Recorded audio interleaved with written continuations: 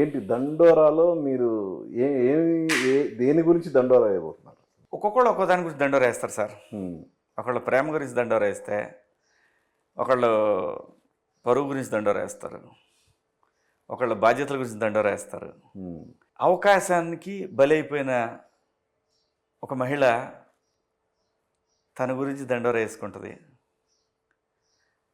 ప్రేమలో విఫలమైన ఒక ఆడబిడ్డ తన బాధను దండోరా వేస్తుంది. ఏంటి మంగపతికి జగ్గాకి ఉన్న డిఫరెన్స్ ఏంటి? అంటే మంగపతి రకరకాలుగా ఉంటే ఎలా ఉంటుందో జగ్గా అలా ఉంటాడు. హ్మ్.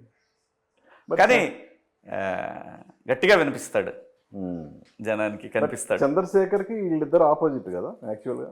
అదే వీళ్ళకి అసలు అతనికి సంబంధం లేదండి. పాపం అతను ఏదో తన భార్య, తన పిల్లలు, తన గోల, అది ఏదో రకంగా వాళ్ళు సెటిల్ చేయాలి పిల్లల్ని. అది వేరే లెక్క అసలు. అది ఒక పాపం ఒక మంచి టీచరు, అది వేరే వ్యవస్థ అండి అది. అంటే ఇందులో పాయింట్ డైరెక్టర్ గారు మొన్న ప్రెస్ మీట్లో చెప్పాడు.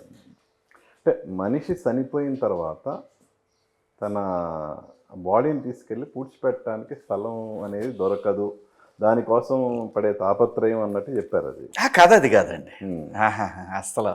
దానికి ఒక కారణం ఉంటుంది, అదే కదా. ఓకే, అది కదా. అంటే సమాజంలో అసమానతలు ఉన్నాయి, దాన్ని రూపుమాపాలనే కథలేం కాదు మళ్ళీ. ఆహాహా, అసలు ఉన్నాయా సమాజంలో అసమానతలు అనేవి ఇప్పుడు ప్రస్తుతం? అంటే సార్ అంటే ఉన్నాయి, అంటే మైన్యూట్గా ఉన్నాయి గతంతో పోలిస్తే. ఇప్పుడు గతంలో ఫిజికల్గా ఉండేవి, మనిషి మాట్లాడుకునేవాళ్ళు. ఇప్పుడు సోషల్ మీడియాతో మాట్లాడుకుంటున్నారు. ఇప్పుడు సోషల్ మీడియా చచ్చిపోలేదండి అలా పరాకాష్ఠకి, అంటే పర్వర్షన్ ఉన్న దాంట్లోనే మీరు గమనిస్తే వేళ్ల మీద లెక్కబెట్టగలిగినంత వాళ్ళు నడుపుతూ ఉంటారు దాన్ని. కానీ నా కింద కామెంట్లు లక్షల్లో ఉంటారు. వాళ్ళందరూ కూడా వాళ్ళకి సంబంధించిన వాళ్ళు, వాళ్ళకి వ్యతిరేకులు. ఇది రావణ కష్టం కాలుతానే ఉంటుంది. ఇది ఎప్పటికీ పోదు. కాకపోతే సందర్భానుసితంగా మార్పులు చెందుతూ దాని ఉనికిని మాత్రం కాపాడుకుంటూనే వెళ్తుంటుంది, ఎన్ని తరాలైనా. ఇదైతే నిజమండి. అంటే దాని ఉనికిని పెంచి పోషించే వాళ్ళు ఉన్న రాజకీయ నాయకులు పవర్ కోసం వెంపర్లాడేవాళ్ళు, డబ్బు కోసం వెంపర్లాడేవాళ్ళు దీన్ని పెంచి పోషిస్తారు అండర్ కరెంట్గా. ఈ క్యారెక్టర్ గురించి డైరెక్టర్ వచ్చి మీ దగ్గర చెప్పినప్పుడు ఏమనిపించింది?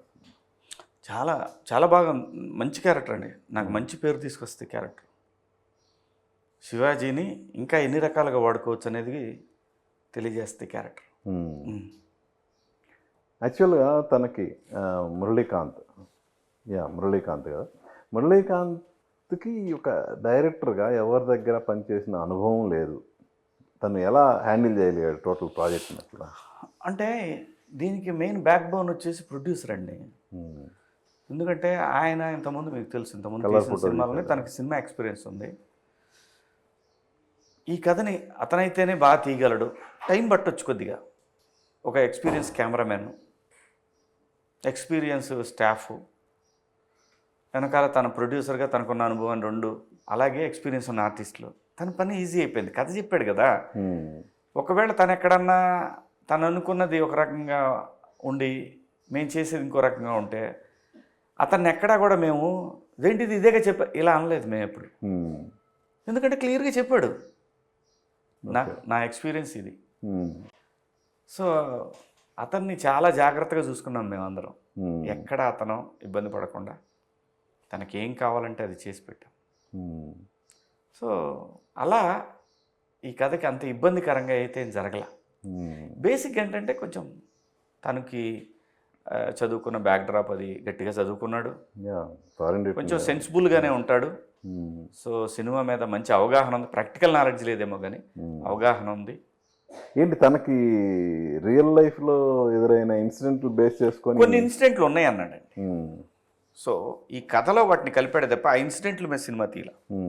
ఈ లవ్ స్టోరీలో కలిపాడే తప్ప ఆ ఇన్సిడెంట్ల మీద సినిమా తీల. ఆ ఇన్సిడెంట్లు దీంట్లో ఇంక్లూడ్ చేసుకున్నాడు కథలో. ఓకే, కానీ ఆ జరిగిన ఇన్సిడెంట్లు అయ్యి